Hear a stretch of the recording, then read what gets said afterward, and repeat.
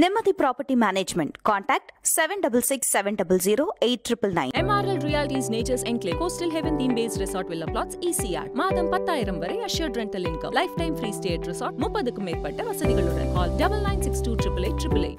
ஆந்திராவுக்கும் பீகாருக்கும் வழங்குறதுல எந்த இதுவும் இல்லை. அவங்க தே மேபி டிசர்விங் கொடுக்கணும். கேள்வின்னா அதே மாதிரி எல்லா மாநிலங்களும் கொடுக்கணும் இல்லைங்க. தமிழ்நாட்டுக்கு இப்போ வெள்ள நிவாரணம் கேட்குறோம் இல்லைங்கிறாங்க.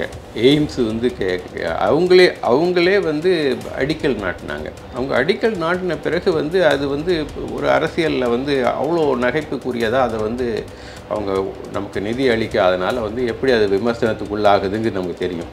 அந்த விமர்சனங்கள் தப்புன்னு ப்ரூஃப் பண்ணுறதுக்காகவாது எய்ம்ஸை கொடுக்கலாம்ல. ஸோ அது மாதிரி நோக்கத்துக்காக உள்ளது தான் இந்த இன்ஃப்ரா ஃபண்டு. மெட்ரோவோ, போர்ட்டோ, ரோடோ, ரயில்வேவோ இது எல்லாம் நாடு முழுக்க பலன் அளிக்கக்கூடிய அளவில், அனைவருக்கும் பலன் அளிக்கக்கூடிய அளவில் உள்ள ப்ராஜெக்ட்ஸாக செலக்ட் பண்ணி அதற்கு முதலீடு செய்யணும். அது மாதிரி இந்த 2 மாநிலத்துக்கு செஞ்சுருக்காங்களாங்கிறதான் கேள்வி. இப்போ அவங்க அந்த 2 மாநிலங்கள் இதே நோக்கத்துக்காக முன்னாடியும் கேட்டிருக்காங்க, மறுக்கப்பட்டிருக்குல்ல. அது ஆந்திர பிரதேஷ் சொல்லக்கூடிய காரணங்கள் பின்தங்கி இருக்கிறது, அமராவதி போன்ற காரணங்கள் தெலுங்கானாவுக்கும் பொருந்தும்ல. தெலுங்கானாவுக்கு ஏன் கொடுக்கல? தெலுங்கானா இதை விட பின்தங்கிய மாநிலம் தானே. ஸோ மாநிலங்கள் ஏற்கனவே அது மாதிரி திட்டங்களுக்கு இது மாதிரி இந்த ஸ்பெஷல் கேட்டகரி ஸ்டேட்ஸு இல்லை இது மாதிரி பேக்வேர்டு ஏரியாக்கெலாம் என்ன அவங்க 10% கொடுத்தா போதும், ஒன்றிய அரசு 90% கொடுக்கும். இப்போ அதெல்லாம் எடுத்துகிட்டு இவங்க நம்ம 60% தான் கொடுப்பாங்க, 40% நம்ம வைக்கிறோம். நகர்ப்புறங்களுக்கு அறிவிக்கிறாங்க. இங்கே பாருங்க, நகர்ப்புறத்தில் சென்னையை விட்டுட்டு அறிவிக்கிறாங்க. டிஸ்கிரிமினேஷன். அப்படி அதில் இன்னொன்று சொல்கிறாங்க சார், வளர்ந்த ஒரு நகரமாக இருக்குது. அப்போ வளரக்கூடிய நகரங்களுக்கு, இன்னும் வளர முடியாத இருக்கிற நகரங்களுக்கு நம்ம உதவி பண்ணுவோம். முக்கியத்துவம் இன்ஃப்ராஸ்ட்ரக்சரில் கொடுக்கக்கூடாது. கல்வி, சுகாதாரம், அடிப்படை கட்டுமான வசதிகள் இருக்கு. வேலையில்லா திண்டாட்டம் அதிகமா இருக்கு. ஏற்றத்தாழ்வு, பொருளாதார வருமான ஏற்றத்தாழ்வு மக்கள்கிட்ட ரொம்ப உயர்ந்திருக்குது. அது இல்லாம விலைவாசி உயர்ந்திருக்குது. நாட்டோட ஒட்டுமொத்த வளர்ச்சியை ஊக்குவிக்கிற மாதிரி அதுல தமிழகம் ஒரு முக்கிய பங்கு வகிக்குது. அதனால நம்ம தமிழகத்துக்கு கேட்கிறோம். தனியார் கார்பரேட் டாக்ஸை வரியை குறைச்சதுக்கு இப்ப இதுல குறைச்சதுக்கும் அவங்க என்ன காரணம் சொல்றாங்க? பாட்டில் நெக், சப்ளை பாட்டில் நெக். தனியாரை ஊக்குவிக்கணும் முதலீடு செய்யறதுக்கு. அது சரி, அவங்க ஏன் இது வரைக்கும் செய்யல? தவறான ஸ்ட்ராட்டஜி. அது காரணம் என்னன்னா டிமாண்ட் சைடுல ப்ராப்ளம் இருக்கு. Okay, problem is not on the supply side. அந்த சாவரின் கோல்டு பாண்டுன்னு ஒரு ஸ்கீம் 1 ஆகஸ்ட்ல மெச்சூர் ஆகுது. ஓகே, ஸோ அந்த டயத்தில் இது கிராஷ் ஆனிச்சுன்னா அந்த பாண்டில் இன்வெஸ்ட் பண்ணவங்க அதை ரெடீம் பண்ணும்போது அவங்களுக்கு விலை குறைவாக தான் ரியலைஸ் பண்ணுவாங்க. இதில் பாருங்க, டிஸ்ட்ரிபியூஷனை பற்றி டிபேட்டே இல்லை, பகிர்வை பற்றின ஒரு விவாதமே இல்லை. பட்ஜெட்ல கூட புவரை பற்றி எதுவுமே பேசல. அதுதான் என்ன காரணம்னு கேட்கல. அதுதான் அந்த ஃபர்ஸ்ட் கணக்கே பண்ணல. வறுமை கோட்டு கீழே நம்ம எவ்வளோ பேர் இருக்கோம்னு தொடர்ந்து கணக்கிட்டு வந்திருக்கோம். 70களிலிருந்து தொடர்ந்து கணக்கீடு செஞ்சு எப்பயுமே சொல்லுவாங்க அது. ஆமா, இல்லை கணக்கீடு செய்கிறோம். அது அஃபீஷியலாக அந்த எஸ்டிமேஷனே நிறுத்தியாச்சு. 100 நாள் வேலை வாய்ப்புக்கு ஒதுக்கீடு விவாதத்துக்கு வரல, பிஎம் கிசான் விவாதத்துக்கு வரல இந்த அரசனுடைய திட்டம்ல. ஸோ இது மாதிரி பெரிய திட்டங்கள்லாம் விவாதமே இல்லை. ஒட்டு மொத்தத்தில் அரசனுடைய செலவு குறைஞ்சிருக்கு. செலவை குறைக்கிறாங்க, ஆனால் வருமானம் அதிகமாக தான் இருக்குது. அதை பகிர்ந்து கொடுக்க மாட்டேங்கிறாங்க அப்படிங்கிறது தான்.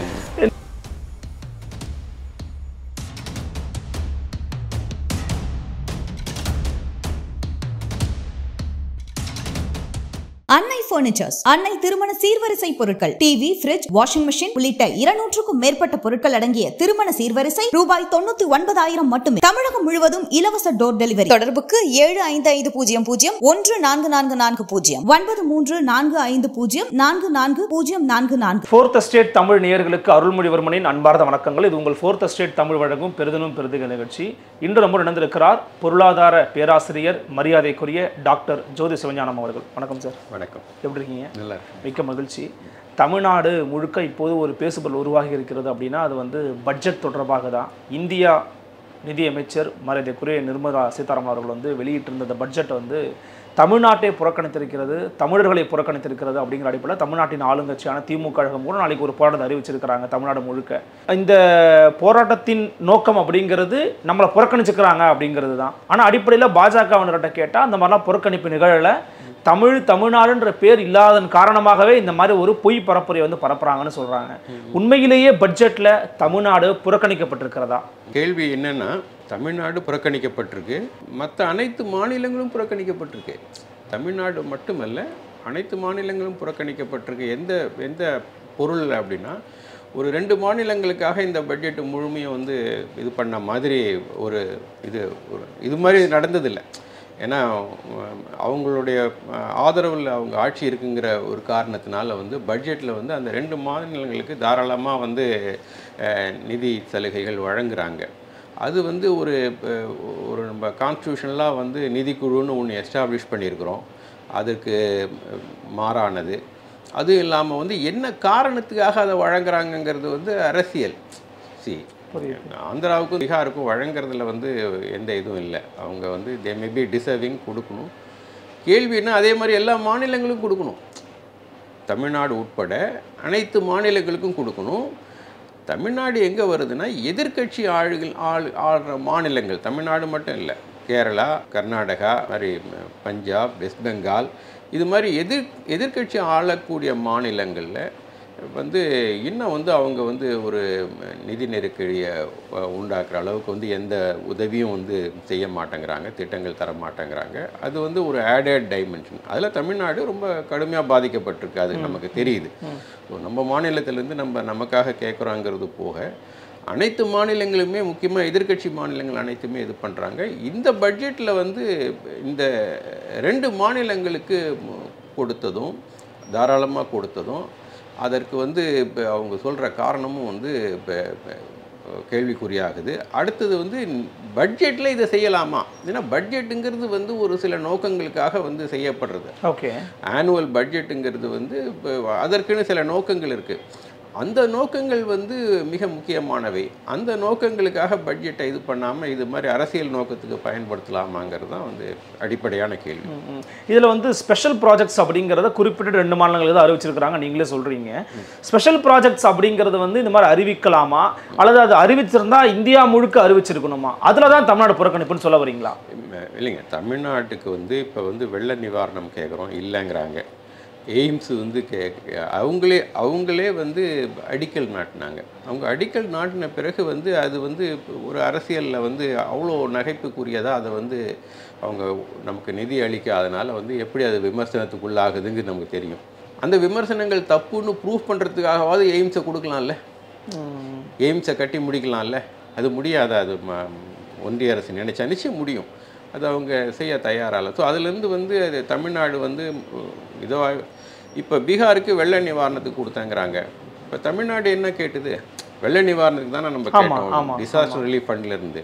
இப்போ தமிழ்நாடை மறுத்துட்டு வந்து பீகாருக்கு கொடுக்கறதுங்கிறது தான் வந்து கேள்விக்குறியாகுது. பீகார் மட்டும் இல்லை, இப்போ அஸ்ஸாமில் என்ன தமிழ்நாடு மட்டும் இல்லை, அஸ்ஸாமில் வெள்ள பாதிப்பு இதை விட அதிகமாக இருக்குது. ஸோ அஸ்ஸாமுக்கு கொடுக்கலாம். ஸோ எங்கெங்கே பாதிப்புகள் இருக்கோ அங்கே எல்லாருக்கும் சமமாக கொடுக்கணுங்கிறது தான் நம்ம சொல்கிறோம். புரியுதுங்களா? நீங்கள் தமிழ்நாட்டுக்கு தனியாக நம்ம வந்து கேட்டால் அதுவும் வந்து பீகாருக்கு கொடுக்குற மாதிரி தான். அது நம்ம தமிழ்நாடு மறுக்கப்படுறதுனால வந்து அதை அழுத்தி கேட்குறோம் ஒன்று. அதே மாதிரி இப்போ இந்த காரணங்கள், இவங்க கொடுத்த காரணங்கள் வந்து பல மாநிலங்கள் இருக்குது. இந்த 2 மாநிலத்துக்கு கொடுத்ததுக்காக சொல்லக்கூடிய காரணங்கள் பல மாநிலங்கள் இருக்குது. அப்படி இருக்கும்போது எல்லாத்தையும் சமமாக தானே இவங்க வந்து இது பண்ணணும். அந்த ஒரு 2 மாநிலத்துக்கு கொடுத்தது தான் வந்து இப்போ வந்து கேள்விக்குறியாகுது. குறிப்பாக மகாராஷ்டிரா, உத்தரப்பிரதேசம் போன்ற பாஜக ஆளக்கூடிய மாநிலங்களுக்கே அவங்க முக்கியத்துவம் கொடுக்கல அப்படிங்கிற ஒரு விமர்சனம் இருக்குது. அப்போ அது வந்து கிட்டத்தட்ட பொதுவாக தான் அவங்க பார்த்துருக்குறாங்கன்ற மாதிரி சொல்கிறாங்களே சார். இல்லை, அதுதாங்க. இப்போது முதல்ல வந்து இப்போ நிதியமைச்சர் கூட வந்து நேற்று பார்லிமெண்ட்டில் பதில் சொல்லியிருக்காங்க. மற்ற மாநிலங்கள் பெயரை நான் சொல்லாதனால வந்து அவங்களுக்கு வந்து நான் வந்து எதுவும் ஒதுக்கீடு செய்யலைன்னு கிடையாது அப்படின்னு சொல்லிக்கிறாங்க. பேர் சொல்கிறது ஒரு முக்கியம் இல்லை. இப்போ உதாரணத்துக்கு வந்து மகாராஷ்டிராவை காட்டுறாங்க.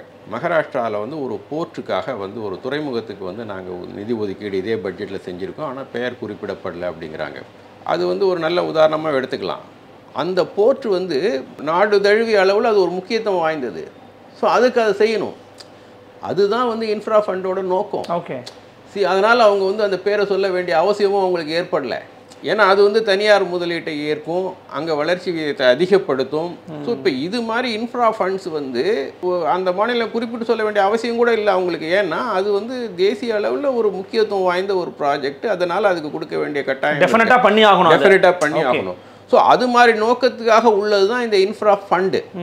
மெட்ரோவோ, போர்ட்டோ, ரோடோ, ரயில்வேவோ, இது எல்லாம் வந்து நாடு முழுக்க பலன் அளிக்கக்கூடிய அளவில், அனைவருக்கும் பலன் அளிக்கக்கூடிய அளவில் உள்ள ப்ராஜெக்ட்ஸாக செலக்ட் பண்ணி அதற்கு வந்து முதலீடு செய்யணும். அது மாதிரி இந்த 2 மாநிலத்துக்கு செஞ்சுருக்காங்களாங்கிறது தான் கேள்வி. ஓகே, புரியுதுங்களா? ஸோ இன்ஃப்ரா ஃபண்டு 11 லட்சம் கோடி ரூபாங்கிறது இது மாதிரி வந்து நாடு முழுக்க அது பயனளிக்குமாங்கிறத பார்த்து தான். இப்போ தமிழ்நாட்டில் வந்து நம்ம மெட்ரோ கேட்குறோம். ஏன் இங்கே மெட்ரோ வந்து ஒரு பெரிய இன்ஃப்ராஸ்ட்ரக்சரை வந்து கிரியேட் பண்ணிங்கன்னா அது வந்து இன்னும் வந்து தனியார் முதலீடை ஊக்குவிக்கும், எஃபிஷியன்சி அதிகப்படுத்தும். ஏன்னா ஏற்கனவே தனியார் முதலீடும் அந்நிய முதலீடு இங்கே வருது, அதனால் வளர்ச்சி விகிதம் அதிகமாகுது. ஸோ இங்கே வந்து மெட்ரோவுக்கு கொடுக்கறது வந்து ஒன்றும் தவறு இல்லையே. அது தமிழ்நாட்டுக்குன்னு தனியாக தேசிய அளவில் அது பலன் தருங்கிற ஒரு காரணமும் அடிப்படையும் அதில் இருக்குது. ஸோ அது மாதிரி ப்ராஜெக்ட்ஸ் கொடுக்கறத அவங்களும் மாநிலங்கள் பேரை சொல்கிறதில்ல, நம்மளும் வந்து அதை ஒரு பொருட்டாக எடுத்துக்கிறது இல்லை. பட் இந்த 2 மாநிலங்களுக்கு கொடுத்தது அது மாதிரி நோக்கமா கிடையாது இல்லை. இப்போ அவங்க அந்த 2 மாநிலங்கள் இதே நோக்கத்துக்காக முன்னாடியும் கேட்டிருக்காங்க, மறுக்கப்பட்டிருக்குல்ல அது. ஸோ இப்போ இன்றைக்கி கொடுக்க வேண்டிய கட்டாயத்துக்கு காரணம் இருக்குல்ல, அரசியல் காரணங்கள் இருக்குல்ல. ஸோ இதே நோக்கத்தை தானே அவங்க முன்னாடியும் சொன்னாங்க, அதே தானே நீங்களே தானே அதை மறுத்தீங்க. ஸோ அதுதான் வந்து கேள்விக்குரியாது. அரசியல் நோக்கத்துக்கு வந்து நிதிநிலை அறிக்கையை பயன்படுத்தலாமா, இன்ஃப்ரா ஃபண்ட்ஸை இது மாதிரி தேசிய முக்கியத்துவம் வாய்ந்த ப்ராஜெக்ட்ஸுக்கு கொடுக்காம, ஒட்டுமொத்த வளர்ச்சிக்கு உதவுற மாதிரி திட்டங்களுக்கு கொடுக்கலாமா, அது ஒரு கேள்வி. இன்னொன்று, மாநிலங்களுக்கு பிரித்து கொடுக்கக்கூடிய பொறுப்பு வந்து மற்ற நிறுவனப்படுத்தப்பட்ட அமைப்புகளுக்கு இருக்குது. ஏற்கனவே வந்து மாநிலங்களுக்கு இடையில எப்படி பிரித்து கொடுக்கணுங்கிறதுக்கு நம்ம அரசியலமைப்பு சட்டம் வந்து நிதிக்குழுவை உருவாக்கியிருக்கு. நிதிக்குழு தான் அந்த வேலையை செய்யும். அது வந்து சமமாக செய்யும். அது வந்து இது மாதிரி ஃபேக்டர்ஸ் எல்லாம் வந்து கணக்கில் எடுத்துக்குது. பின்தங்கிய இப்போ பீகாருக்கு வந்து அதிகபட்சம் வந்து 4 ரூபா அவங்க செலவு பண்ணுறாங்கன்னா அதில் 3 ரூபா வந்து ஒன்றிய அரசுக்கிட்ட தான் வருது, கிராண்ட்ஸாகவும் டேக்ஸ் ஷேராகவும் வருது. ஸோ அவங்களுடைய ரெவென்யூ இன்னெபிலிட்டியை வந்து நம்ம ஏற்கனவே வந்து நிதிக்குழு மூலம் அட்ரஸ் பண்ணியிருக்கோம். அதே மாதிரி வந்து ஆந்திர பிரதேஷ் சொல்லக்கூடிய காரணங்கள், ஆந்திர பிரதேஷ் சொல்லக்கூடிய காரணங்கள் பின்தங்கி இருக்கிறது, அமராவதி போன்ற காரணங்கள் வந்து தெலுங்கானாவுக்கும் பொருந்தும்ல. தெலுங்கானாவுக்கு ஏன் கொடுக்கல இல்லையா? தெலுங்கானா இதை விட பின்தங்கிய மாநிலம் தானே. ஸோ இந்த ரெவென்யூ டிசபிலிட்டி, ஹைதராபாத் போனதான உள்ள ரெவென்யூ டிசபிலிட்டிங்கிறது வந்து அதை ஃபைனான்ஸ் கமிஷனில் அட்ரஸ் பண்ணி கிட்டத்தட்ட 30,000 கோடி வந்து நம்ம வந்து ரெவென்யூ டெஃபிசிட் கிராண்டாக கொடுத்துருக்கோம். ஆந்திராவுக்கு 15வது நிதிக்குழுவில் 30,000 கோடி 3 ஆண்டுகளுக்கு, முதல் 15வது நிதிக்குழு முதல் 3 ஆண்டுகளுக்கு 30,000 கோடி வந்து டெஃபிசிட் கிராண்ட்ஸ்னு ஒன்று நிதிக்குழுவில் கொடுக்குறோம். அது ஏற்கனவே கொடுத்துருக்கோம். இப்போ தமிழ்நாடு ஒப்பிடும்போது அது 2,000 கோடி என்னமோ தான் நமக்கு. பட் அவர்களுக்கு வந்து ஹைதராபாத் போனதுனால ஏற்பட்ட வருவாய் இழப்பு, அதன் விளைவாக டெஃபிசிட் அதிகமாக இருக்குது. அதை ஈடுகட்ட நிதிக்குழு ஏற்கனவே கொடுத்துருக்குது. ஸோ இது மாதிரி நோக்கங்களை வந்து நாடு முழுக்க அனைத்து மாநிலங்களையும் ஒப்பிட்டு ஒரு ஃபார்முலா பேஸ்டாக பிரித்து கொடுக்கக்கூடிய பொறுப்பு வந்து நிதிக்குழுக்கு இருக்குது. நீங்கள் இன்றைக்கி அரசியல் தேவைக்குன்னு வந்து 2 மாநிலங்களுக்கு வந்து இது மாதிரி செஞ்சதுன்னா இப்போ மற்ற மாநிலங்கள் வந்து அது எதிராக அமையுதில்லை. எல்லா மாநிலங்களுக்கும் கொடுங்க, பிரச்சனை இல்லை. அனைத்து மாநிலங்களுக்கும் அது மாதிரி கொடுத்தீங்கன்னா அந்த கேள்வி வரப்போகிறதில்லை. அப்போ இதில் நிதிக்குழுவினுடைய பரிந்துரைகள் ஏற்கலையா, நிதிக்குழு தவறாக கொடுத்துருக்குறாங்க? இல்லைங்க, நிதிக்குழு பரிந்துரைகள் வந்து அந்த 42%, அது 32 தான் வருது. அதில் அந்த பிரச்சனைகள் தனி. நிதிக்குழு வந்து அதை பிரித்து கொடுக்குது. அதில் வந்து விமர்சனங்கள்லாம் இருக்குது நமக்கு. இப்போ தமிழ்நாடு போன்ற வளர்ந்த மாநிலங்களுக்கு குறைவாக கொடுக்குறாங்க, அதை நம்ம கேள்வி கேட்குறோம். அதெல்லாம் அது தனி. அந்த நிதிக்குழு கொடுக்குற கிராண்ட்ஸு தனி, அதுதான் வந்து அதிகபட்சம். மீதி வந்து நிதிக்குழுக்கு வெளியே கொடுக்கறது நான் ஃபைனான்ஸ் கமிஷன் டிரான்ஸ்ஃபர்ஸ் இருக்குது. அந்த நான் ஃபைனான்ஸ் கமிஷன் டிரான்ஸ்ஃபர்ஸில் வந்து 2 முக்கியமானது. ஒன்று வந்து சென்ட்ரலி ஸ்பான்சர்டு ஸ்கீம். அது வந்து திட்டக்குழு வந்து பண்ணிகிட்டு இருந்தது. முன்னாடி திட்டக்குழு பண்ணும்போது என்னென்னா அது ஃபார்முலா பேஸ்டாக, ஃபார்முலா ட்ரிவனாக இருக்கும். கேட்கில் ஃபார்முலான்னு ஒன்று இருந்தது. அந்த ஃபார்முலா அடிப்படையில் இதே மாதிரி வந்து இங்கே பாருங்கள், பின்தங்கிய மாநிலமாக, அந்த ஹில்லி டெரைனா, ட்ரைபல்ஸ் அதிகமாக இருக்காங்களா, மக்கள் தொகை, இது எல்லா காரணிகளையும் எப்படி நிதிக்குழு எடுத்துக்குதோ, பல்வேறு காரணிகளின் அடிப்படையில் கொடுக்குதோ, அது மாதிரி அந்த காரணிகளை எடுத்து அந்த இதை வந்து பிரித்து கொடுப்பாங்க. ஸோ இப்போ இவங்க வந்து அந்த நிதிக்குழுவை மூடிட்டாங்க. இப்போ டிஸ்கிரிஷனரி, ஒன்றிய அரசு தன்னுடைய டிஸ்கிரிஷனில் அதை கொடுக்குது. ஸோ அந்த டிஸ்கிரிஷன் எப்படின்னா, இப்போ ஏதாவது ஒரு மாநிலங்களுக்கு தேர்தல் வருதுன்னா அந்த தேர்தல் வர மாநிலங்களுக்கு அதை அதிகமாக கொடுக்கறது. ஸோ இப்போ அதெல்லாம் எப்படி டிஸ்ட்ரிபியூட் பண்ணுறாங்கிற ஒரு டீட்டெயில்ஸ்லாம் நமக்கு வர மாட்டேங்குது. ஸோ மாநிலங்கள் வந்து ஏற்கனவே வந்து அது மாதிரி திட்டங்களுக்கு வந்து இது மாதிரி இந்த ஸ்பெஷல் கேட்டகரி ஸ்டேட்ஸு இல்லை இது மாதிரி பேக்வேர்டு ஏரியாக்கெலாம் என்ன அவங்க 10% கொடுத்தா போதும், ஒன்றிய அரசு 90% கொடுக்கும். இப்போ அதெல்லாம் எடுத்துகிட்டு இவங்க வந்து நம்ம 60% தான் கொடுப்பாங்க, 40% நம்ம வைக்கிறோம். ஸோ அது மாதிரி ஆக்கிட்டாங்க. அது ஒன்று. சென்ட்ரலி ஸ்பான்சர்டு ஸ்கீம்ங்கிறது ஒன்றிய அரசும் மாநில அரசும் சேர்ந்து அதை வந்து அமல்படுத்தும். இன்னொன்று சென்ட்ரல் செக்டார் ஸ்கீம், அதுதான் இந்த இன்ஃப்ராவுக்கு. ரோடு போர்ட்டு இதெல்லாம் அவங்களே கொடுக்கணும். ஆமாம், 100% அவங்களே செலவு பண்ணுவாங்க. ஸோ அந்த இதில் தான் வந்து இப்போ கொடுக்குறேன் அப்படிங்கிறாங்க. இன்னொன்று வேர்ல்டு பேங்க்கில் இது மாதிரி வந்து ஃபண்டிங்க்கு வந்து உதவு பண்ணுறோம், கடனுக்கு உதவு பண்ணுறோம், பட்ஜெட்லேயும் கொடுக்குறாங்க. ஸோ இப்போ அந்த இன்ஃப்ரா ப்ராஜெக்ட்ஸ் வந்து இது மாதிரி தேசிய முக்கியத்துவம் வாய்ந்த அடிப்படை கட்டுமான வசதிகளை வந்து ஊக்குவித்து வளர்ச்சியை அதிகப்படுத்தக்கூடிய ப்ராஜெக்ட்ஸ் தான் அதை கொடுக்கணும். இப்போ நகர்ப்புறங்களுக்கு வந்து அறிவிக்கிறாங்க. இங்கே பாருங்கள், நகர்ப்புறத்தில் சென்னையை விட்டுட்டு அறிவிக்கிறாங்க. சென்னை ஒரு மெட்ரோ சிட்டி இல்லையா, மெட்ரோ சிட்டி திட்டங்கள் இங்கே பாருங்கள். ஸோ இப்போ அது மாதிரி வந்து அது வந்து நமக்கு ஒரு டிஸ்கிரிமினேஷனாக இல்லை. அதில் இன்னொன்று சொல்கிறாங்க சார், வளர்ந்த ஒரு நகரமாக இருக்குது, அப்போ வளரக்கூடிய நகரங்களுக்கு, இன்னும் வளர முடியாத இருக்கிற நகரங்களுக்கு நம்ம உதவி பண்ணுவோம், நீங்கள் தான் வளர்ந்துட்டீங்கல்ல அப்படிங்கிற ஒரு பாயிண்ட் ஆஃப் வியூ வைக்கிறாங்க. அது ஏற்கக்கூடியதா? அது இல்லைங்க. வளர்ந்த நகரம் தான் இப்போ வந்து மும்பை, சென்னை இது போன்ற நகரங்களில் தான் வந்து முதலீடு அதிகமாக வருது. ஸோ அதை வந்து அது வளர வளர இன்னும் அதனோட இன்ஃப்ராஸ்ட்ரக்சர் ரெக்குயர்மெண்ட்டு வந்து விரிவடைஞ்சிக்கிட்டே போகுதுல்ல. ஓகே, இது வரைக்கும் வளர்ந்தால் முடிஞ்சு போயிடுமா? வளர்ச்சிக்கு ஏதாவது ஒரு எல்லை இருக்குதா? கிடையாது. ஸோ வளர வளர உங்களுக்கு கட்டுமான வசதிகளின் தேவை அதிகமாகுது இல்லை. வேலைவாய்ப்பு ஏன் நம்ம ரோடோடு விட்டுட்டோம், மெட்ரோ, எம்ஆர்டிஎஸ், இப்போ இந்த இதெல்லாம் எதுக்கு தேவைப்படுது? நகரம் வளருது, அதனால் பேசிக் இன்ஃப்ராஸ்ட்ரக்சரும் வளருது இல்லை. அப்போ ஒரு நகரம் வளருனா அதுக்கு தான் நிறைய தேவைப்படும். புரியுது சார். அப்போ தான் உங்களுக்கு வந்து சைஸ் ஆஃப் தி கேக்கு, அப்போ தான் வளர்ச்சி அதிகமாகும், வருமானம் அதிகமாகும். அதை வந்து இப்போ எப்படி தமிழ்நாடு வந்து அதிகமான வரி வருவாயை கொடுக்குது ஒன்றிய அரசுக்கு? இந்த வளர்ச்சியின் காரணமாக தானே. அதை இன்னும் வேகப்படுத்தினா அதிகமான வருமானம் தானே கிடைக்கும். வளர்ச்சியே இல்லாத இடத்துல போட்டால், இப்போ வந்து பீகாரில் முதலீடு செய்கிறாங்கிறீங்க, பீகாரில் வந்து தனியார் முதலீடு அதை ஈர்க்குமா? ஆனால் இன்னும் வளரவே இல்லையா சார்? அதுவே வந்து இப்போ தான் ஏழ்மையிலிருந்து மேலே வரக்கூடிய ஒரு மாநிலமாக இருக்குது. அப்போ அதுக்கு தானே முக்கியத்துவம் கொடுப்பாங்க. இல்லை, அதுக்கு தான் முக்கியத்துவம் வந்து இன்ஃப்ராஸ்ட்ரக்சரில் கொடுக்கக்கூடாது. கல்வி, சுகாதாரம், அடிப்படை கட்டுமான வசதிகள் இருக்கு, போக்குவரத்து, அதில் ஃபர்ஸ்ட் கொடுக்கணும் பேசிக். ஆமாம், இப்போ அதில் வந்து வெற்றி பெற்று தானே, அதில் தன்னிறைவடைந்து தானே தமிழகம் வளர்ச்சி அடைஞ்சிருக்குது. வளர்ச்சி அடைந்த மாநிலங்கள் எல்லாம் வந்து அதில் மனித வளர்ச்சியில் வந்து மேம்பாடு அடைஞ்ச பிறகு தானே பொருளாதார வளர்ச்சியில் மேம்பாடு அடைகிறோம். ஓகே, இல்லையா? அதை அந்த அடிப்படை இதை வந்து கிரியேட் பண்ணாமல், இன்ஃப்ராஸ்ட்ரக்சரை கிரியேட் பண்ணாமல் எப்படி வந்து இந்த வளர்ச்சி வரும்?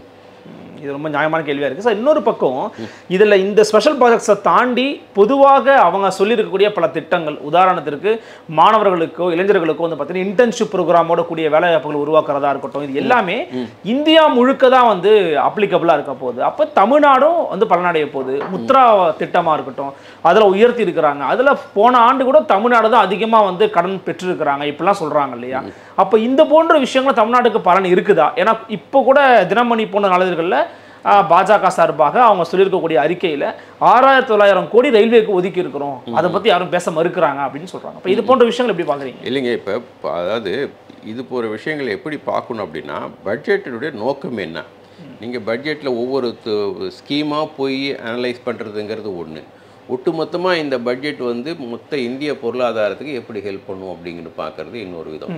ரெண்டாவது விதமாக தான் ஒரு பட்ஜெட்டை பார்க்கணும். தனித்தனியாக போய் திட்டங்கள் வைசோ இவருக்கு மொத்தமாக ஆமாம் இவங்களுக்கு என்ன, எனக்கு என்ன பலன், அதில் உங்களுக்கு என்ன பலன் அப்படி பார்க்கக்கூடாது.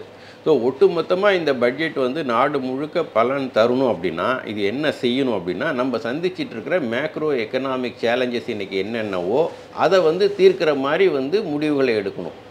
இந்த பட்ஜெட்டை ப்ரெசென்ட் பண்ணணும். அதை செஞ்சுருக்காங்களாங்கிறத கேள்வி. இப்போ வந்து என்ன நமக்குள்ள பிரச்சனைகள் அப்படிங்கிறத பட்ஜெட்டுக்கு முதல் நாள் ப்ரெசென்ட் பண்ணப்பட்ட எக்கனாமிக் சர்வே ஓரளவுக்கு கோடிட்டு காட்டியிருக்கு. என்னென்ன பிரச்சனை? முதலீடு குறைஞ்சிருக்குது, ப்ரைவேட் இன்வெஸ்ட்மெண்ட் குறைஞ்சிருக்குது, ப்ரைவேட்டு கன்சம்ஷன் குறைஞ்சிருக்குது. இது ரெண்டும் குறைஞ்சதுன்னா என்ன ஆகும்னா வளர்ச்சி விகிதம் குறையும். இது ஒரு மேஜர். இதன் விளைவு வந்து வேலையில்லா திண்டாட்டம் அதிகமாக இருக்குது. ஏற்றத்தாழ்வு, பொருளாதார வருமான ஏற்றத்தாழ்வு மக்கள்கிட்ட வந்து ரொம்ப உயர்ந்திருக்குது. அது இல்லாமல் வந்து விலைவாசி உயர்ந்திருக்குது. விலைவாசி உயர்வும் வந்து சாதாரண மக்களை, ஏழை மக்களை வந்து கடுமையாக பாதிக்கக்கூடியது. ஸோ இதுதான் இன்றைக்கி நம்ம நாடு முழுக்க சந்திக்கக்கூடிய பிரச்சனை. இப்போ இந்த பிரச்சனைக்கு வந்து நீங்கள் ஒட்டு மொத்தமாக தான் தீர்வு காணணும். விலைவாசி உயர்ந்திருக்குது, மாநிலங்கள் வயசில் பார்த்து இந்த மாநிலத்தில் வந்து விலைவாசி ரொம்ப உயர்ந்திருக்கு, அந்த மாநிலத்துக்கு நான் திட்டம் தீட்டுறேன்னு சொல்ல முடியாது ஆர்பிஐ. புரியுதுங்களா? ஒட்டு மொத்தமாக வந்து மேக்ரோ லெவலில் என்டையர் இந்தியன் எக்கானமிக்கும் வந்து இவங்க திட்டம் தீட்டணும். இவங்க வந்து ஃபிஸ்கல் பாலிசின்னு சொல்லுவோம். Monetary policy RBI. ஃபிஸ்கல் பாலிசிங்கிறது வந்து நிதியமைச்சகம் இது அதில் பட்ஜெட் ஒரு முக்கியமான ஒரு இன்ஸ்ட்ருமெண்ட்டு ஃபிஸ்கல் பாலிசிக்கு. ஸோ ஃபிஸ்கல் பாலிசி ஒட்டுமொத்த நாட்டை வந்து நோக்கமாக வச்சு தான் அதை வந்து இது பண்ணணும். அதுக்கு தான் சொல்கிறேன் இந்த இன்ஃப்ரா ப்ராஜெக்ட்ஸ் வந்து அது மாதிரி நாட்டோட ஒட்டுமொத்த வளர்ச்சியை ஊக்குவிக்கிற மாதிரி. அதில் தமிழகம் ஒரு முக்கிய பங்கு வகிக்குது. அதனால் நம்ம தமிழகத்தை கேட்குறோம். நம்ம இங்கே தமிழகத்தில் இருக்கிறதுனால கேட்கல. தமிழ்நாடு ஒரு 5 அனைத்து முதலீடுகளும் பெறக்கூடிய மாநிலங்கள் வந்து 5 தாங்க.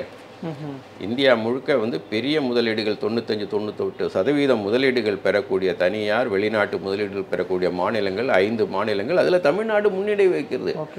ஸோ அந்த ஒரு அடிப்படையில் தான் வளர்ச்சியை வேகப்படுத்தணுங்கிற அடிப்படையில் நம்ம சொல்கிறோம். ஸோ பட்ஜெட் வந்து இது மாதிரி நோக்கத்துக்காக இருக்கணும்.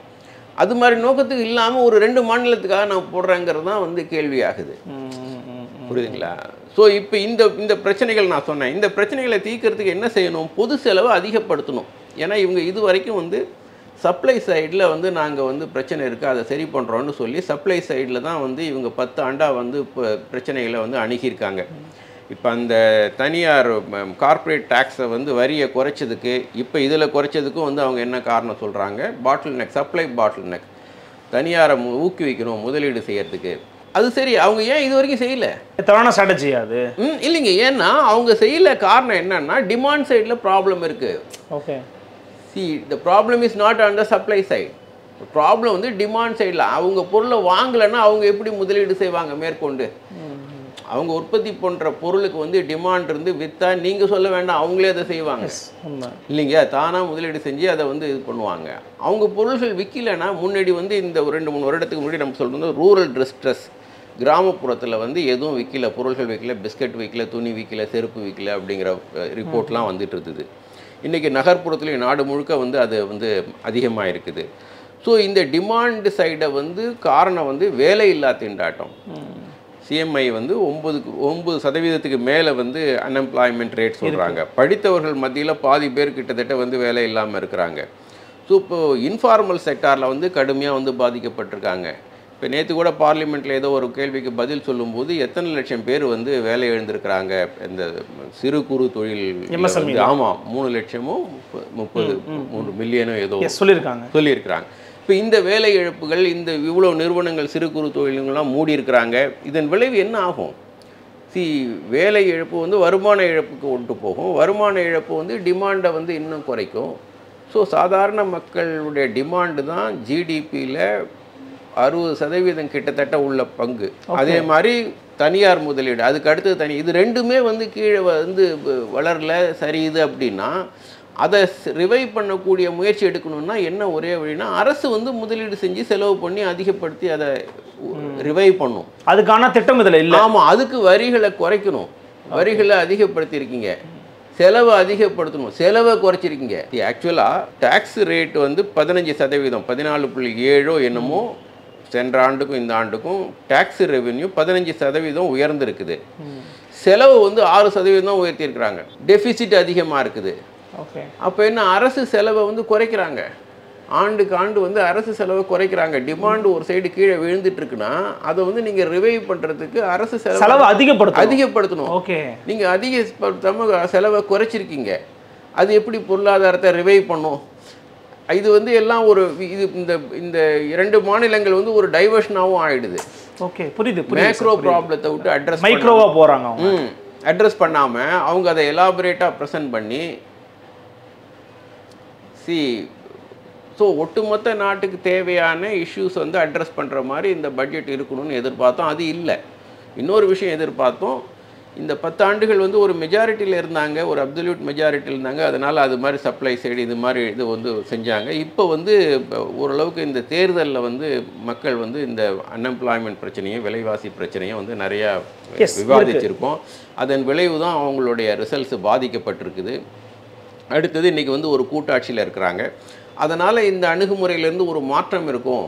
ஆமாம், வேலை வாய்ப்புக்கு, விலைவாசியை கட்டுப்படுத்த, கல்வி, சுகாதாரம், சமூக நலம், கிராமப்புறம் வளர்ச்சி, ஊரக அடிப்படை கட்டமைப்பு விஷயங்களுக்கு வந்து செலவு பண்ணுவாங்க, அதிகமாக பண்ணுவாங்க. ஆக்சுவலாக அவங்களுக்கு ஒரு 5 லட்சம் கோடி ரூபாய் வந்து கூடுதலாகவும் கிடைச்சிருக்கு. வரி வருவாய் இல்லாமல். வரி வருவாய் 15% வளர்ந்துருக்குது. ஓகே, அது இல்லாமல் வந்து பொதுத்துறை நிறுவனங்கள் வந்து நிறையா டிவிடெண்ட் கொடுத்துருக்குறாங்க. ஆர்பிஐ வந்து 2.11 லட்சம் கோடி ரூபாய் கொடுத்துருக்கு. ஸோ ஒரு 5 லட்சம் கோடி ரூபாய் கூடுதலாக கிடைச்சிருக்குது. ஸோ அதனால் அவங்க வந்து தாராளமாக செலவு பண்ணலாம். ஸோ டெபிசிட்டை கூட ரொம்ப பெருசாக குறைச்சிடல. டெபிசிட் வந்து ஒரு கணிசமான அளவு தான் குறைச்சிருக்காங்க. அந்த 5 லட்சம் ரூபாய் அளவுக்கு 5 லட்சம் கோடி அளவுக்கு குறைக்கல. ஸோ அதனால் வந்து செலவு பண்ணலாம். ஸோ அவங்க அது மாதிரி ஒரு மாற்றம் இருக்குன்னு எதிர்பார்த்தா எந்த மாற்றமும் இல்லை. அது பழைய இதே கொள்கையை அவங்க கடைபிடிக்கிறாங்க. ஒரு ஏமாற்றம் தான். ஆமாம், அந்த 3ங்கிறது அந்த 3.0ங்கிறது வந்து அவங்க 2ல் எப்படி 2 டேர்மும் எப்படி பண்ணாங்க அதே மாதிரி தான் 3.0. ஆமாம், அதே தான் இருக்குங்கிற மாதிரி தான் அது மாற்றம் இல்லாமல் இருக்கு. இதில் இந்த வருமான வரி இந்த டாக்ஸ் ரெஜிமில் வந்து ஒரு மாற்றத்தை உண்டாக்குனதன் காரணமாக ஒரு தனிநபரும் 17,500 ரூபாய் சேவ் பண்ணுவாங்க. இது வந்து ஒரு நல்ல ஒரு மாற்றத்தை உருவாக்கும். இது வந்து நாங்கள் ஏற்படுத்த ஒரு முக்கியமான விஷயம்னு சொல்கிறாங்க. அது என்ன சார் உண்மைத்தன்மை இருக்குது? ஆனந்த் சீனிவாசன் போனவங்களாம் அதை வந்து தரவாக எக்ஸ்பிளைன் பண்ணியிருக்காங்க. அதில் எந்த பெரிய பலனும் இல்லை. அந்த ஓல்டு டேக்ஸ் ரீஜிமை வந்து எடுக்கிற மாதிரி ஒரு சூழலுக்கு நம்ம வந்து போயிட்டுருக்கோம். அதில் நிறைய பேர் சேவிங்ஸ்லாம் பண்ணுவாங்க. இப்போ அந்த சேவிங்ஸுக்கெல்லாம் எந்த இன்சென்டிவும் இல்லை. வீடு வாங்கினாங்கன்னா அந்த இன்ட்ரெஸ்ட்டுக்கு வந்து டேக்ஸ் கன்செஷன்லாம் இருந்தது. அதெல்லாம் இப்போ வந்து இதாகும்போது எலிமினேட் ஆகும். இது ஒரு பக்கம். இன்னொரு பக்கம் இது வந்து டென்டேட்டிவ் அரேஞ்ச்மெண்ட்டுங்கிற மாதிரி அந்த ஃபைனான்ஷியல் எக்ஸ்பர்ட்ஸ்லாம் சொல்கிறாங்க. நாளைக்கு இதை எடுத்துக்கலாம். ஸோ நியூ டேக்ஸ் ரீஜிம் வந்து ஆமாம். அடுத்தது இன்னொன்று, இது வந்து ஒரு பெரிய அளவில் வந்து குவாண்டமில் வந்து வெரி இன்சிக்னிஃபிகண்ட். இது பெரிய முக்கியத்துவம் வாய்ந்த ஒரு விஷயமா இருக்கு. ஆமாம், பெரிய சர்ப்ளஸை வந்து மிடில் இன்கம் உருவாக்காது. சார் இதில் குறிப்பாக மிடில் கிளாஸ் மக்களாக இருக்கட்டும், யாராக இருக்கட்டும், தங்கம் மீதான ஒரு எதிர்பார்ப்புங்கிறது இருக்கும், தங்கத்தின் மீதான ஒரு பார்வைன்றது இருக்கும். இந்தியா முழுக்கவே தங்கம் வெள்ளி மீதான இந்த இறக்குமதி வரியை குறைச்சதன் காரணமாக இன்னைக்கு நாளுக்கு நாள் கொஞ்சம் கொஞ்சமாக குறைஞ்சிட்டே வருது அப்படிங்கிறத பார்க்க முடிகிறது. இதற்கான காரணம் என்ன? எதன் அடிப்படையில் இது பண்ணாங்க? ஆக்சுவலி தங்கம் வந்து மிடில் இன்கம்க்கு வந்து இப்போ ஃபிக்ஸட் டெபாசிட் ரேட் வந்து குறைஞ்சி போயிருக்குது. அது சஃபிஷியண்ட்டாக இல்லை, இன்ஃப்ளேஷனை கவர் பண்ணுற அளவுக்கு இல்லை. ஓகே, நீங்கள் போடுற டெபாசிட் வந்து உங்களுக்கு கிடைக்கிற ரிட்டர்ன்ஸ் வந்து இன்ஃப்ளேஷனை பீட் பண்ணக்கூடியதாக இருக்கணும். விலைவாசி உயர்வையும் மேலே ஒரு 1% 2% உங்களுக்கு கிடைக்கணும். விலைவாசி வந்து 5.5% 6% இருக்கும். அது உணவுப் பொருட்கள்லாம் இன்னும் 9-10% விலைவாசி உயர்ந்துட்டு இருக்கும்போது ஃபிக்ஸட் டெபாசிட் ரேட்டில் நீங்கள் போட்டிங்கன்னா உங்கள் இதை வந்து ஆக்சுவலாக இழக்கிறீங்க. ஸோ அது மாதிரி ஒரு சூழலை தான் வந்து மக்கள்லாம் வந்து ஒன்று கேபிட்டல் மார்க்கெட் அது பற்றி தெரிஞ்சவங்க தான் அதில் போய் முதலீடு செய்ய முடியும். இல்லை தங்கம் வந்து ஒரு அல்டர்னேட்டிவாக இருந்தது. ஸோ அதில் வந்து நிறையா பேர் முதலீடு செய்கிறாங்க. இப்போ வந்து அந்த இறக்குமதி வரிங்கிறது வந்து சாதாரண மக்கள் வந்து இறக்குமதி செய்ய போகிறதில்ல.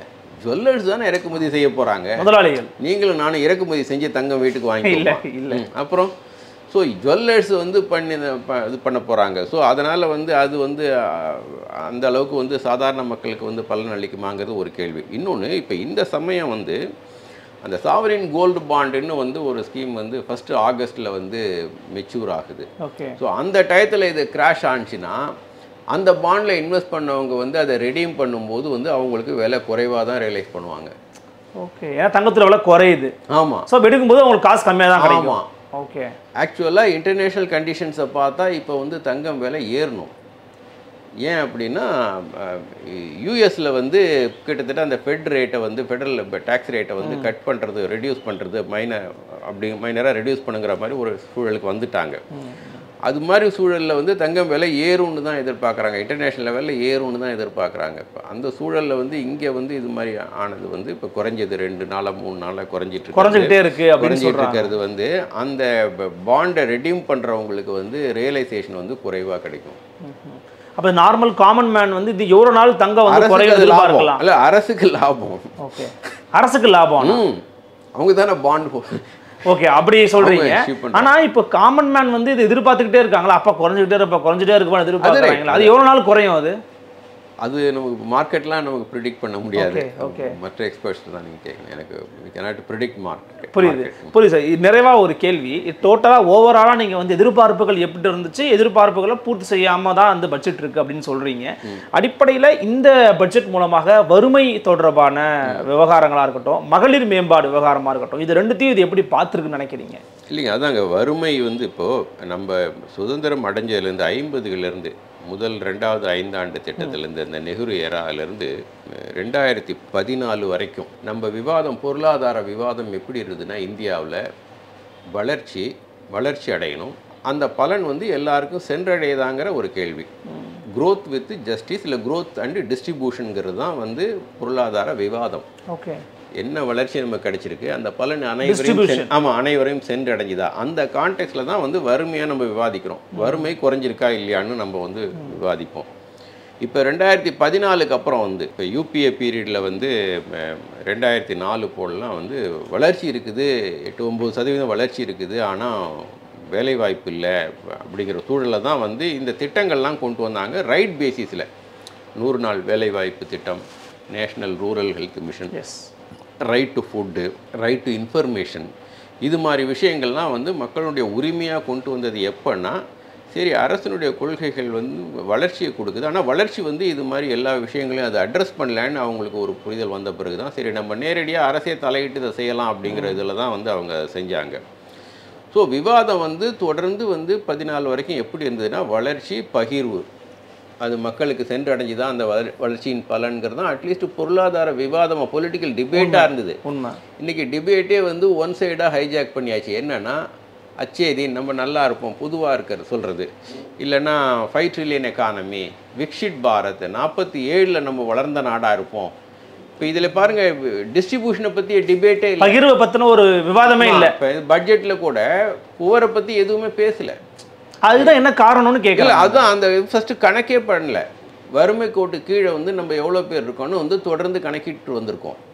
70களிலிருந்து தொடர்ந்து கணக்கீடு செஞ்சு எப்பயுமே சொல்லுவாங்க அது. ஆமாம், இல்லை கணக்கீடு செய்கிறோம், அது அஃபீஷியலாக அந்த எஸ்டிமேஷனே நிறுத்தியாச்சு.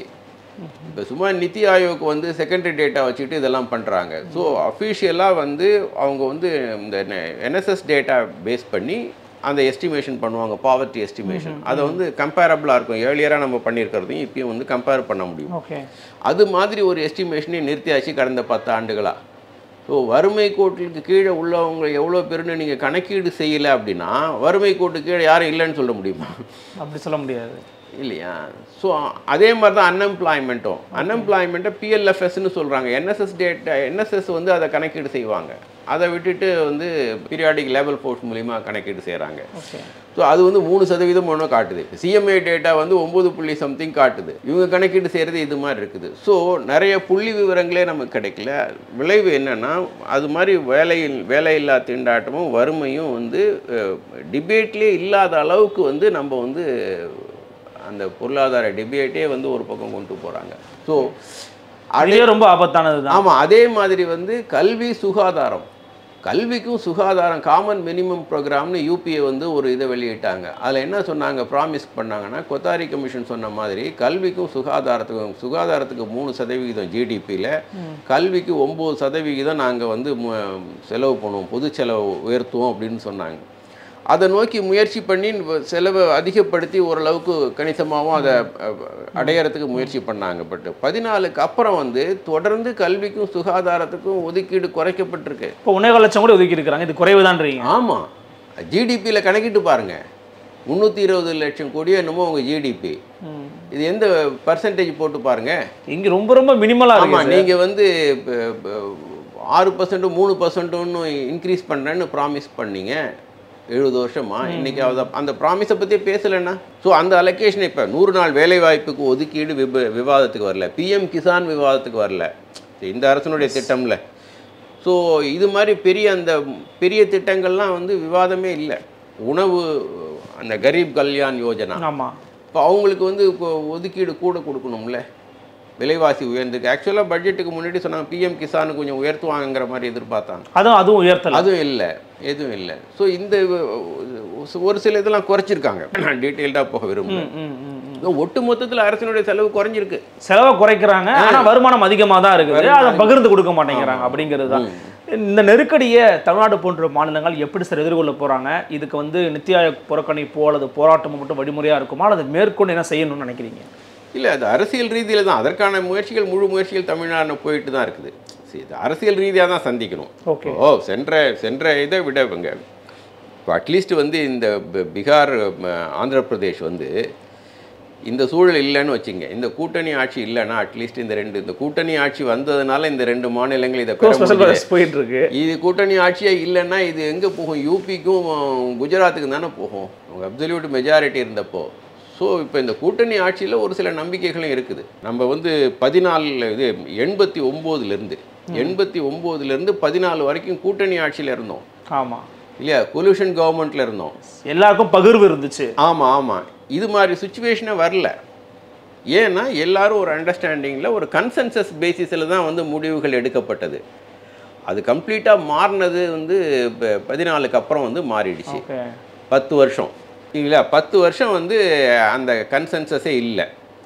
அதனால் அவங்க ரொம்ப மைட்டுன்னு சொல்ல முடியாது. அவங்களுக்கு வந்து இப்போ ரொம்ப பவர் இருந்தது, அவங்க நினச்சதெல்லாம் செஞ்ச முடிஞ்சுன்னு கூட சொல்லலாம். இப்போ விவசாய சட்டத்தை வந்து திருப்பி பெற வேண்டிய கட்டாயம் இருந்தது, அப்சல்யூட் மெஜாரிட்டி இருந்தால் கூட. ஆமாம், ஒரு அழுத்தம் உருவாச்சு. பட் நிறைய ரிஃபார்ம்ஸ்லாம் கான்ட்ரவர்சி இதெல்லாம் கூட வந்து அந்த 89லேருந்து 14 வரைக்கும் ஒரு கன்சென்சஸில் விட்டு கொடுத்து சில இதை ட்ராப் பண்ணிவிட்டு இதெல்லாம் பண்ணியிருக்கிறாங்க. ஸோ அனைத்து திட்டங்களும் வந்து இம்ப்ளிமெண்ட் பண்ணுறதுல எந்த தடையும் இல்லை. இவ்வளோ pollution various divorce supports parties இருந்தால் கூட. ஏன்னா ஃபஸ்ட்டே அவங்க காமன் மினிமம் ப்ரோக்ராம்னு ஒன்று போட்டுக்கிட்டாங்க. இப்போ இவங்களுக்கு அது மாதிரி ப்ரோக்ராம் கூட இல்லை. இப்போ இதை கொடுத்துட்டாங்க பீகாருக்கு, ஸ்பெஷல் ஸ்டேட்டஸே கொடுக்க முடியாதுன்னு சொல்லிட்டாங்க. ஆமாம், இங்கே வாங்க நிதிஷ்குமார் அடுத்தது கேட்குறாரு, இப்போ சென்சஸ் காஸ்ட் சென்சஸ் எடுக்கணும், நேஷனல் லெவலில் எடுக்கணும் ஒன்று. இன்னொன்று வந்து ரிசர்வேஷனோட சீலிங் வந்து இப்போ தமிழ்நாடு 69 நம்ம அந்த இதில் வச்சுட்டோம், கான்ஸ்டியூஷனில் பாதுகாத்துட்டோம். அதே மாதிரி வந்து நாடு முழுக்க வந்து இதை வந்து அவங்களுக்கு இன்க்ரீஸ் பண்ணணும்னு கேட்குறாங்க, இல்லை நாடு முழுக்க இன்க்ரீஸ் பண்ணு கேட்குறாங்க. இப்போ இந்த டிமாண்ட்லாம் எப்படி அவங்க ரெக்கன்சைல் பண்ணுவாங்க, பொலிட்டிக்கல் டிமாண்ட்லாம், அதெல்லாம் வெயிட் அண்ட் பார்க்கணும். பட் வந்து அந்த கொல்யூஷன் கவர்மெண்ட் வந்து ஒரு சின்ன ஒரு நம்பிக்கை கீற்று இருக்குது முன்னாடி இருந்ததை விட வந்து. ஸோ ஒரு யூபி குஜராத் இல்லாமல் வேறு 2 மாநிலங்கள் வந்திருக்கிறத வந்து நம்ம ஒரு நல்ல சமிக்ஞையாக தான் பார்க்கணுன்றீங்க. பொறுத்திருந்து பார்க்கலாம் சார். எல்லா விதமான விஷயங்களுக்கும் ரொம்ப நேர்மையாக, ரொம்ப எளிமையாக மக்களுக்கு புரியக்கூடிய முறையில் பதில் சொன்னீங்க. மிக்க நன்றி சார். நன்றி. நன்றி. உங்களை சந்திக்கலாம். நன்றி, வணக்கம்.